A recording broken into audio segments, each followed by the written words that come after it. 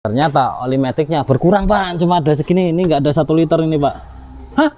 Tiba-tiba itu tenaganya hilang, perpindahan giginya kayak tidak normal, terus RPM-nya tinggi, cuman jalannya pelan gitu kan. Dan warnanya itu hitam pekat ya? Iya. Apakah bisa sih oli CVT dimasukin ke oli metik? Cuma sepele, tapi akibatnya. Assalamualaikum warahmatullahi wabarakatuh, Sobat Avedia. Selamat siang, bertemu lagi dengan kawan-kawan di GK Auto. Ada Mas Elin, Mas Mahfud, Mas Ian, Mas Arif, dan juga Mas Agus. Dan masih banyak lagi Sobat Avedia yang bisa membantu menyelesaikan permasalahan-permasalahan kendaraan Anda yang Anda cintai. Baik Sobat Avedia, kita berbicara tentang oli ini. Ini sangat penting sekali Sobat Avedia. Berhubungan dengan oli, apa sih yang harus dilakukan agar kendaraan kita tidak terjadi masalah di perjalanan. Nih, sudah ada Mas Elin ini. Assalamualaikum warahmatullahi wabarakatuh. Waalaikumsalam Pak Taufik dan Sobat Avedia. Kita ketemu lagi Mas Elin. Iya Pak. Di kasus yang berbeda. Kasus yang berbeda Pak. Kan beda mulu Pak. Baik, Mas Elin. Ini ada kendaraan yang akan kita coba berbagi apa ya? Informasi ya. Nah, jadi kita mau berbagi. Sebenarnya sih bukan bagi kasus kalau ini Pak. Ya, tips. Kita tips Pak. Tips ya. Tips ya. Nah, Ya. Tapi kita fokus kemana nih?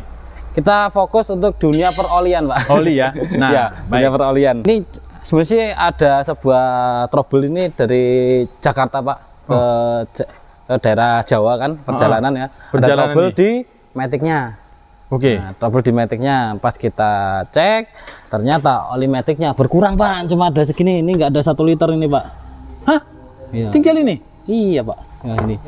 Saya juga heran Pak, bisa jalan ya Pak? Bisa jalan ya? Iya. Jadi kendalanya ini pas di pertengahan jalan mau sampai Pak, baru kejadian masalahnya. Jadi kayak tiba-tiba itu tenaganya hilang, terus perpindahan giginya kayak tidak normal, terus RPM-nya tinggi, cuman jalannya pelan gitu kan. Jalan di 60 km per jam itu RPM-nya itu sekitar 3.000-4.000 itu kan, itu nggak normal Pak. Iya, kayak di gigi rendah. Iya. Jadi, Dan tidak bisa pindah gigi berarti ya? Iya, kayak perjalanan di gigi rendah. Pas kita cek ternyata olinya cuma segini Pak. Dan warnanya itu hitam pekat ya? Iya, hitam pekat nih. Wah, Jadi pertama kita coba ini, nanti coba ganti oli. Kita lihat responnya seperti apa. Semoga saja dalaman metiknya aman Pak. aman ya? Ya, jadi kita nggak perlu turun metik lah. Oke.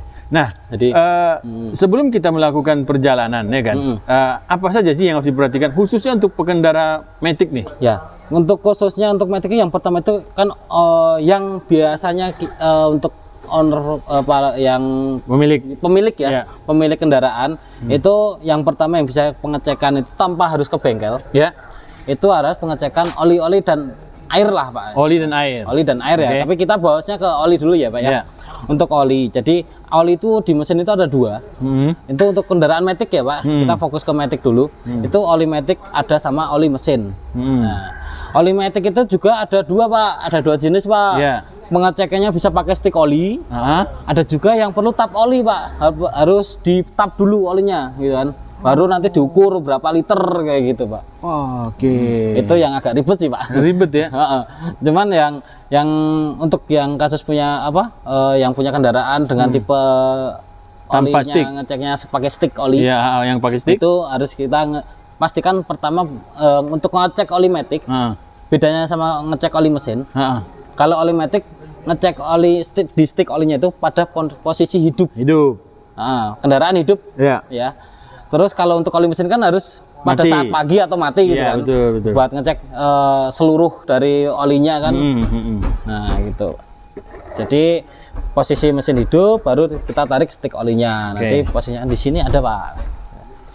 Oh, ini ada sticknya? Ada Pak. Nah, di sini Pak. Oh, pendek sticknya ya? Pendek. Beda-beda Pak. Setiap mobil beda-beda. Jadi harus pada posisi, nah ini Pak. Tuh. Kan ada gaping, terus ada antara sini sampai sini kan, batasnya atas sama bawah ini Pak. Biasanya ditandain sama gaping kayak gini nih. Ya normalnya ya di antara ini Pak, yang ada gerigi-geriginya ini Pak. Posisi panas. Posisi panas. Hidup. Posisi hidup. Jadi nggak boleh lebih atau malah habis nggak nyentuh oli sama sekali. Kalau misal habis, coba ditambahin dulu gitu kan. Tambahin. Dan yang sering ini Pak, yang sering pada bingung, banyak yang tanya nih Pak juga Pak. Bedain oli matic sama oli CVT Pak. Nah, apakah bisa sih oli CVT dimasukin ke oli matic? Nah itu gimana tuh? Jawabannya tidak bisa. Tidak bisa. Beda jenis Pak. CVT ke AT nggak bisa? Nggak bisa, beda jenis. Oli CVT sendiri, oli matic sendiri, gitu kan. Jadi beda. Jadi kalau oli matic kan ada matic G, matic S kayak gitu kan. Kalau oli CVT ya CVT F, CVT fluid, oli CVT. Cuma satu. Cuma satu Pak. Terserah mau mereknya apa aja, yang penting tipenya sama. Terus soalnya kekentalannya juga beda Pak. Yang pertama itu kekentalannya beda. Terus nanti kalau malah oli CVT dikasih oli matic, malah nanti trouble di CVT-nya. Gitu. Padahal kalau trouble CVT agak lumayan Pak, harganya ya mahal Pak. Betul. Baik. Nah, ini kan kita udah lihat nih, kalau olinya tinggal sedikit. Ya. Warnanya hitam juga. Warnanya hitam. Nah, ini berarti kalau kita tap kemarin nggak ada ini, nggak ada tag oli ini berarti. Iya. Kita cek oli di stick olinya. Iya. Stick olinya ini nggak nyentuh sama sekali. Wah, parah. Dan ini pas posisi ke sini juga diderek nih mobilnya. Soalnya orangnya juga nggak berani bawa Pak. Emang benernya seperti itu Pak. Kalau ya untuk mobil matic kalau ada trouble di matic, kalau nggak bisa jalan atau jalannya ibaratnya kasar Pak, kasar mesinnya kasar kayak atau nahan kayak gitu, mendingan diderek Pak. Takutnya nanti merambah ke part-part yang lain, jadi nanti penggantian spare partnya jadi lebih banyak, jadi lebih mahal. Oke. Kayak gitu. Baik, untuk kendaraan ini sendiri bagaimana Mas? Setelah Mas lihat olinya, apakah kemungkinan ada permasalahan efek dari perjalanan kemarin itu dengan maticnya? Nah, ini tuh sebenarnya dampak dari untuk ada spare part yang lain Pak. Ini seal drive shaft-nya bocor. Oh, Seal drive shaft ini kan olinya keluar olinya ya? Keluar. Ini udah kita ganti tadi. Udah diganti ya? Udah diganti. Bentar Pak, saya cari bekasnya dulu Pak. Oke. Tadi bekasnya mana ya? Nah, ini pas kita cek ditemuin ada rembesan Pak di as rodanya. Ini yang nempel di transmisi ya Pak ya. Ini yang nempel di transmisi, terus ini ada as roda. Jadi ini buat ngatasi kebocoran antara transmisi dan as roda. Nah ini kita cek tadi rembes nih. Ini bekasannya masih ada nih. Berarti mobil ini sudah lama olinya habis, berkurang? Iya, kemungkinan ya? Kemungkinan ya, soalnya ini rembesnya sampai nggak netes loh Pak. Beda kalau kasus baru biasanya dia netes langsung cepet habis. Tapi ini rembesnya lama, jadi kemungkinan ini oli maticnya itu udah habis dari sejak lama. Sebelum jalan luar kota? Iya. Itu makanya pentingnya ngecek oli sebelum perjalanan jauh ya? Ya. Oke. Nah, kembali ke pertanyaan ini Mas. Ini setelah Mas lihat oli seperti ini, ini menurut Mas bagaimana dengan dalam maticnya? Kan ini hitam, bau gosong loh. Ya, bau gosong. Nah, ini nanti kita coba dulu, kita isi dulu Pak. Kita ganti olinya dulu. Kita ganti oli dulu ya. Kita coba tes apakah normal apa enggak. Makanya tadi semoga pas kita nanti isi oli nanti nggak ada bermasalah di maticnya, sehingga kita nggak perlu turun matic kayak gitu. Baik. Nah, ini akan kalau oli matic juga bisa Pak, juga bisa berpengaruh nanti ke part yang lain gitu kan. Contoh seperti kayak yang kasus Avanza kemarin. Ya. Avanza kemarin kan kalau itu kan karena tekanan oli yang kurang. Betul. Kalau oli maticnya kurang, pasti tekanannya berkurang nggak Pak? Ya berkurang. Ya berkurang. Iya, makanya nanti kalau dibiarkan terus-menerus kan kalau oli berkurang nanti berefek ke spare part yang lain. Contohnya kayak kampasnya jadi makin cepat habis. Apakah ini gara-gara juga dia nahan itu gara-gara oli udah nggak ada? Bisa tekanan jadi, berkurang? Bisa jadi Pak. Soalnya tekanannya berkurang, jadi dia nggak mau pindah. Baik. Nah, Sobat Apedia, kita akan tunggu sebentar lagi akan ada pengisian oli. Ya. Ini akan dites hari ini juga? Nanti dites hari ini? sekalian. Oke, baik. Kita lihat ya seperti apa. Mudah-mudahan customer juga tidak mengeluarkan biaya yang besar ya. Siapa? Dengan hanya mencukup mengganti oli. Ini di flashing dulu berarti? Di flashing dulu. Flashing dulu. Ya. Baik. Nah, selanjutnya Mas Elin, untuk masalah oli nih. Ya. Tadi kita harus cek pertama, ya kan? Terus ceknya itu mulai dari stick. Ya. Bagaimana dengan mobil yang tidak ada sticknya? Nah, itu dah. Itu gimana? Sebenarnya sih ada dua opsi Pak. Oke. Opsinya pemilik harus seperti bengkel. Dia ngecek sendiri, jadi ditap oli, ya kan? Di olinya ditap, nanti ada gelas ukur, nanti diukur berapa. total olinya, terus dimasukin lagi. Kalau nggak mau repot ya bawa ke bengkel Pak. Begitu ya cara Iya Pak. mengukurnya. Itu mobil apa aja Mas yang Mas tahu nggak pakai stick? Kebanyakan untuk kayak di Nissan ada Nissan Mars.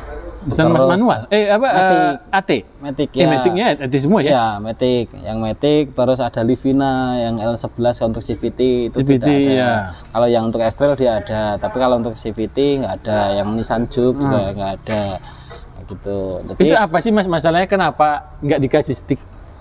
jadi ada beberapa mobil dia model untuk ukur volume oli yang di dalam Matic itu ada 2 tipe. Jadi yang pertama pakai stick. Ya. Yang kedua itu di bagian tap-tapan oli. Jadi dia ada 2 kunci, Pak. Yang pertama itu kunci buat baut luar, yang satu buat baut dalam. Dia bentuknya kunci L. Nah, baut dalamnya itu dia berlubang, bautnya panjang berlubang. Jadi kalau kita ngisi oli, nanti baut yang panjang itu dipasang dulu. Nah, nanti kan dia berlubang Pak bautnya Pak. Nah, nanti kita isi oli sampai tumpah. Pasti penuh. Pasti udah cukup itu. Berarti kalau untuk ngecek oli, buka baut luarnya, tumpah atau enggak gitu? Iya. Oh, kalau enggak tumpah berarti udah kurang tuh. Iya. Wah, kayak gitu. Tapi lebih positif lagi kan, lebih realnya lagi di tap semua. Oh. Itu kan buat ngisi. Tuh Sobat Pedia. Jadi itulah gunanya tetap ke bengkel ya. Iya Pak. Biarpun hanya untuk pengecekan oli. Mau Pak.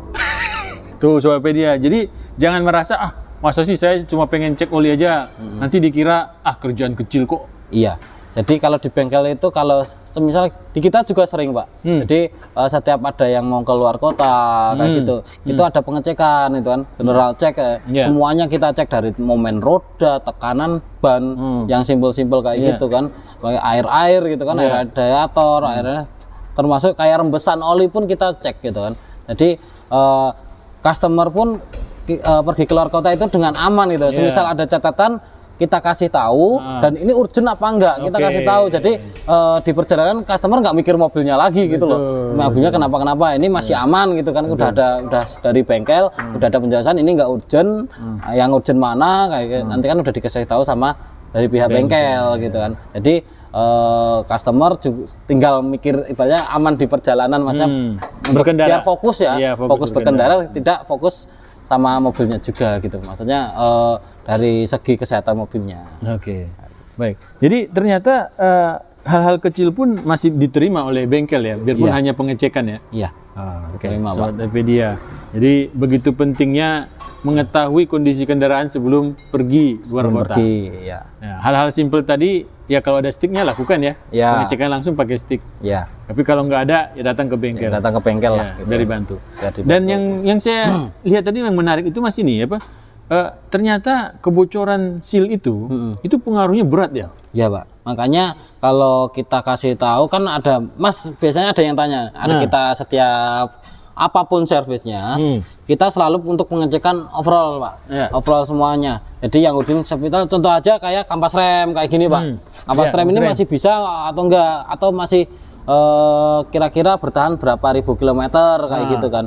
Nah nanti kita kasih tahu nanti ini efeknya kemana, ini kalau rusak ininya efeknya kemana. Semisal kayak seal kayak gini nih, seal ini bocor nih, nanti efeknya kemana, nanti efeknya olinya berkurang, nanti bisa merembet ke komponen di dalam Matic. Nah, gitu.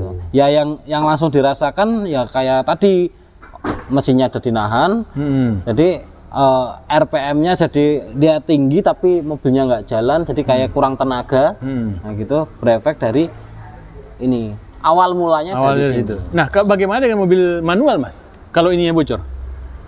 Sama aja, Pak. Sama aja? Sama aja. Mobil manual juga ada seal drive-nya, Pak.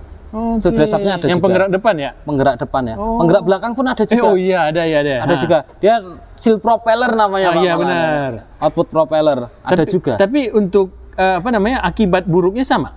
Akibat buruknya sama. Nanti kalau yang manual, nanti gearnya juga nanti berefek jadi kasar, bunyi, aus, ya kan. Yang sering kena itu malah lakernya.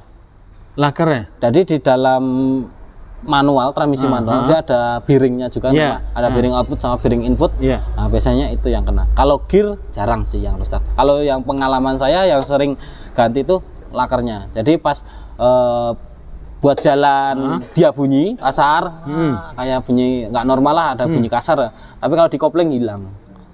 Oke, oh iya. Dulu mungkin kayak pernah dibikin konten kayak dulu di AHA. Di AHA. Nah, tapi begini Mas, pada saat olinya manual tadi udah berkurang nih, itu gejala yang muncul itu apa? Gejala kalau yang pertama kan bunyi kasar, Pak. Bunyi kasar. Bunyi kasar di matic.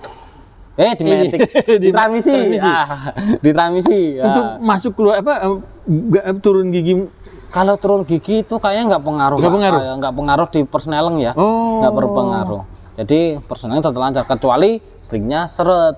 Itu baru berpengaruh. Soalnya itu di luar komponen manual, di dalam ya. Itu perpindahan juga lancar. Cuman efeknya bunyi transmisinya jadi lebih kasar. Tuh, Sobat Tokopedia. Jadi tidak hanya berlaku untuk mobil Matic ya ternyata ya. Seal drive shaft ya? Ya, seal Asroda. Seal Asroda ya, seal Asroda ini. Kalau di belakang namanya seal propeller. Ada juga Pak, sering ganti juga di sini Pak. Banyak kan untuk mobil Avanza, Innova, kayak gitu kan dia penggerak belakang. Dia sering ganti. Terus ada komponen lagi kalau di penggerak belakang kan yang sering ganti itu kayak bearing center bearing kayak gitu kan. Center bearing itu yang di tengah. Di propeller tengah ya? Iya. Mungkin ya yang punya mobil kendaraan penggerak belakang mungkin pernah ganti kayak gitu ya. Tapi kalau mobil manual itu kan tidak ada pengecekan oli ya? Nggak ada ya? sticknya. Nggak ada sticknya ya? Ya sama kayak mobil Matic tadi, harus ditap. Harus ditap. Harus ditap. Tapi ditap dia nggak punya pipa. Berarti masih dicolokin gitu ya? Nggak ada. Iya, betul. Harus ditap semua. Tap semua ya. Jadi ya ada plus minusnya lah Pak. Gitu. Ada untuk pengecekannya ada plus minusnya. Ada yang harus ditap oli, ada yang perlu ditap aja, lihat, ada yang perlu pakai stick oli. Jadi gejala bocor itu muncul di mana sih Mas? Kalau kita pengen tahu itu biar Sobat Tokopedia tahu. Jadi ada rembesan Pak di bodi. Kalau yang rembesnya parah, biasanya ada netes oli. Sampai ke lantai. Sampai ke lantai. Kalau rembesnya parah ya. Kalau nggak ada ya kayak rembes-rembes bekas rembesan kayak gitu Pak. Tuh Sobat Tokopedia. Ini udah kita tadinya di sini berlumaran oli Pak. Di sini ini udah kita bersihin. Ini kan masih ada bekas kayak oli nih. Berarti sampai ke ini ya, ke asnya. Kelihatan olinya. Iya Pak. Sampai ke sini kan nyiprat Pak. Nah putaran kan dia nyiprat kan Pak. Benar. Nah nanti sampai dikira dari as roda padahal bukan dari boot drive shaft. Boot drive shaftnya ini. Padahal bukan dari boot drive shaft, dari seal as rodanya. Seal drive shaftnya. Baik Mas Elin, terima kasih. Betapa pentingnya pengecekan kendaraan sebelum berangkat. Iya Pak. Jadi ya biar perjalanan lancar Pak. Dari berangkat sampai pulang kembali untuk kendaraannya aman. Jadi kalau bisa, ini saran ya Pak, ya Pak. Sebelum berangkat dicek ke bengkel dan setelah pulang bisa dicek kembali gitu. Jadi untuk habis perjalanan jauh untuk berangkat sama pulangnya itu mobilnya seperti apa nanti biar kita tahu gitu Pak. Biar ada penanganan selanjutnya ya kalau memang ada permasalahan setelah perjalanan ya. Iya, biar tidak ini Pak untuk budget biayanya biar tidak melonjak, membengkak ya kan. Benar. Jadi kan kalau kita tahu dari awal kan kerusakan dari awal penyebabnya sebenarnya kan kebanyakan untuk kerusakan itu kan ada sebab dan akibatnya Pak. Iya betul. Nah, jadi kadang sebabnya itu cuma sepele, tapi akibatnya jadi gede. Ini kan gitu. Sepele sebenarnya. Iya sepele kan dari semua kayak gini. Kalau ganti pun murah Pak. Murah berapa itu? Kalau ganti itu paling ini harga 150 sampai 200 ribuan. Tuh Sobat Tokopedia. Jasanya 100 ribuan. Tuh, cuma 300.000. Nah, tapi kalau sampai kena Matic, jadi berapa Pak? Biasanya bongkar Matic Pak? 10 juta. Ya kayak gitu Pak. Dari sepele, makanya pentingnya perawatan itu untuk mencegah membengkakan biaya untuk perawatan selanjutnya. Baik. Jadi bukan orang sering ke bengkel buat perawatan ini bukan karena mobilnya bermasalah gitu kan. Tapi untuk mencegah masalah yang lebih besar. Benar. Mencari tahu lebih awal. Iya, kayak gitu. Mantap Mas Elin. Terima kasih. Mudah-mudahan Sobat Topedia yang sedang perjalanan mobilnya dalam keadaan sehat. Amin. Dan kalaupun ada kendala, hubungi GK Auto, ada Mas Elin, ada Mas Mahfud yang ramah-ramah, yang akan membantu konsultasi bisa Pak. Ya, jarak jauh, mudah-mudahan jarak pendek juga boleh lah. Nanti kalau semisal kita ada butuh bengkel terdekat, mungkin kita bisa bantu juga nanti kalau ada di luar kota. Baik. Tapi ini salah satu model kepercayaan dari owner ya, jarak jauh dari Jakarta ke Jawa Tengah, tapi karena kendala di jalan ya, di desa, di kampung beliau, dikirimnya ke GK. Masya Allah, kepercayaan yang harus dijaga. Ya, siap Pak. Baik, terima kasih Mas Elin. Sama-sama Pak Taufik dan Sobat Topedia. Wassalamualaikum warahmatullahi wabarakatuh. Waalaikumsalam warahmatullahi wabarakatuh.